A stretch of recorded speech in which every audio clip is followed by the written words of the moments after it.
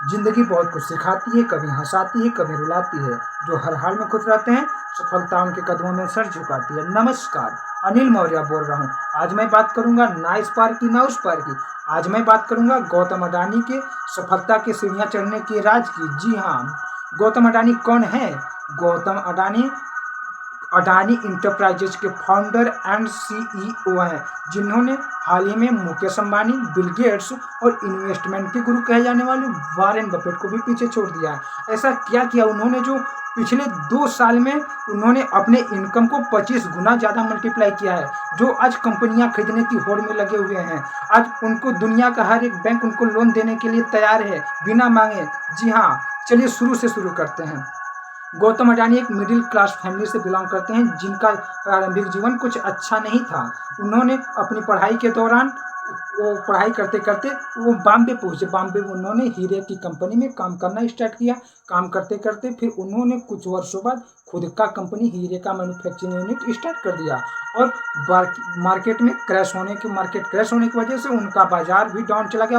Business crash होने की वजह से वो घर चले आए। अपने भाई के बिजनेस में उन्होंने हाथ बटाना स्टार्ट कर दिया। फिर वहाँ से उन दोनों की जर्नी स्टार्ट होती है। फिर कुछ समय पश्चात अडानी जी ने सोचा कि एक बिजनेस से कितना पैसा न किया जा सकता है। उन्होंने इसी दौरान एक्सपोर्ट और इंपोर्ट का भी बिजनेस स्टार्ट कर दिया, जो देखते ही देखते फैल गया चारों तरफ। पूरे भारत में नंबर 1 इंपोर्ट और एक्सपोर्ट कंपनी बन गया।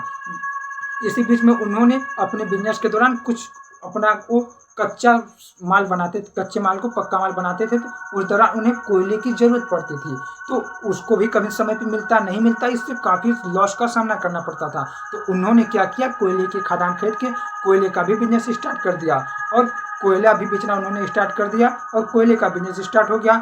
इसी बीच में उन्होंने देखा कि दुनिया तेजी से बदल रही है। उन्हें सोलर सिटी की तरफ ध्यान दिया और उन्होंने सोलर पैनल भी बनाना स्टार्ट कर दिया, जिसे हम लोग सौर ऊर्जा कहते हैं। जी हाँ, आपने बिल्कुल सही सुना, सौर ऊर्जा का भी उन्होंने काम शुरू कर दिया। इसी बीच उन्होंने देखा कि आज मेरा बिजनेस अच्छा खासा चल रहा है, तो उसी बीच में वो कॉन्ट्रैक्टर का काम करना शुरू कर दिया। जिसे सामान्य भाषा में समझे तो ठेकेदारी का भी काम करना उन्होंने स्टार्ट कर दिया। गांव में ठेकेदारी बोलते हैं, वैसे कॉन्ट्रैक्टर होते हैं अपर लेवल पे। तो उन्होंने ठेकेदारी का काम स्टार्ट कर दिया। उसके पश्चात वहाँ से भी उनकी कहानी चल पड़ी। उनको कई बिजनेसमैन थे, ठेकेदार थे, उनको ठेका मिला हुआ था काम को कराने का, साइन अप किया हुआ था। सबने बीच में छोड़ दिया। इन्होंने पुल को काफ़ी समस्याओं का सामना करते हुए अंत तक पहुंचा और अंत तक फाइनली ब्रिज को उन्होंने बना दिया। फिर दूसरा कॉन्ट्रैक्ट मिला। ऐसे ऐसे इन्होंने क्या किया, बहुत सारे कॉन्ट्रैक्ट करते करते यहाँ से अडानी की सफलता की जर्नी स्टार्ट हो जाती है। साथ ही में फिर दोस्तों क्या होता है कि अब उनकी सफलता की जर्नी शुरुआत हो जाती है, तो उन्होंने फिर क्या किया कि अब देखा कि मेरा एक बिजनेस चल रहा है। उन्होंने फिर से अब सोचा कि यार अब तो बिजनेस सभी अच्छा चल रहा है, तो उन्होंने अलग अलग तरह के कई बिजनेस स्टार्ट किए, जिसमें उन्होंने लगातार सफलता ही हासिल किया। तब उन्होंने देखा कि यार अच्छा, तो उन्होंने अब स्टॉक मार्केट में भी कदम रखना शुरू किया। तो जब वो कोई भी ब्रिज वेल्डिंग बनाते थे, कॉन्ट्रैक्ट लेते थे कॉन्ट्रैक्टर के थ्रू, तो उन्होंने क्या किया, एसीसी सीमेंट लिया और एसीसी सीमेंट यूज करते थे और एसीसी सीमेंट का उन्होंने शेयर भी ले रखा था। तो इससे डबल प्रॉफिट होता था। पहला कि वो एसीसी सीमेंट को यूज करके बनवाते थे, उससे तो प्रॉफिट होता ही था काम करवाने के दौरान। बाद में जो शेयर जाता था सीमेंट का, उससे भी 10% आता था। तो गौतम अडानी की सफलता ऐसे नहीं मिली बॉस, उन्होंने अपना दिमाग लगा रखा है। एसीसी सीमेंट से भी कमाते हैं, उसका शेयर जाता है, उससे भी कमाते हैं। फिलहाल अभी बात इसको अभी रखते हैं, मुद्दे पे आते हैं। गौतम अडानी ने हाल ही में एनडीटीवी को भी परचेज किया, ऐसा बताया जा रहा है। क्या गौतम अडानी ने जबरदस्ती खरीद रखा है या फिर ऑनर ने अपनी इच्छा अनुसार दिया है? तो आइए समझते हैं इसमें क्या प्रॉब्लम है।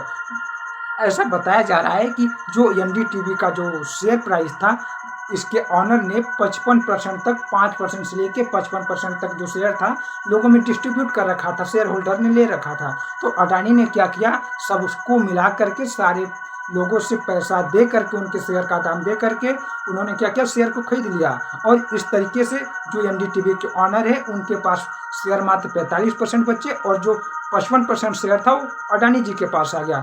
इस तरीके से कंपनी का ज़्यादा शेयर होल्डर होने के कारण गौतम अडानी जी ने क्या क्या खरीद लिया। जी हाँ, इसको एनडीटीवी के, हाँ इसको बचा सकते थे एनडीटीवी के ऑनर, हाँ बता सकते थे। बताता हूँ कैसे।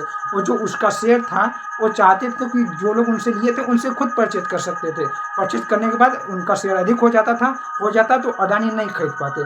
बहरहाल छोड़ते हैं इस मुद्दे को। आपको समझ में आई कि क्या यहाँ पे प्रॉब्लम हुआ। किसी भी कंपनी में अपना शेयर लोगों तक पहुंचाने के लिए, डिस्ट्रीब्यूट करने से पहले यह ध्यान रखें कि आपको लंबे समय तक सर्वाइव करना है या शॉर्ट टर्म। यदि आपको लॉन्ग टर्म सर्वाइव करना है तो अपने शेयर को मात्र 45% तक ही शेयर करें, बाकी 55% अपने पास रखें। इससे आपका इंडस्ट्री सेफ रहेगा। और साथ ही साथ में दूसरा पॉइंट ये समझते हैं कि यदि हम लोग शेयर मार्केट में जब निवेश करते हैं तो यहाँ पे 3 सावधानियाँ जो मुख्यतः बरतनी चाहिए। पहला कि देखना चाहिए इस कंपनी का ऑनर कौन है, उसका बिहेवियर कैसा है, गुडविल कैसा है, मार्केट में उसका क्या मतलब उसका कैरेक्टर है, मार्केट में क्या उसका कैरियर है, पहला चीज़। दूसरा देखना चाहिए था कि उस कंपनी का जो शेयर होल्डर है, मालिक है, उसके पास उसका कितना शेयर है। कहीं ऐसा तो नहीं कि 50% 55% से अधिक लोगों में बांट दिया है। जी हाँ। और साथ ही साथ हमें तीसरा चीज़ ये देखना चाहिए कि जो कंपनी का गुडविल है, जो रेशियो है, क्या वो कितने साल से चला रहा है और क्या उसमें लगातार ग्रोथ हो रहा है।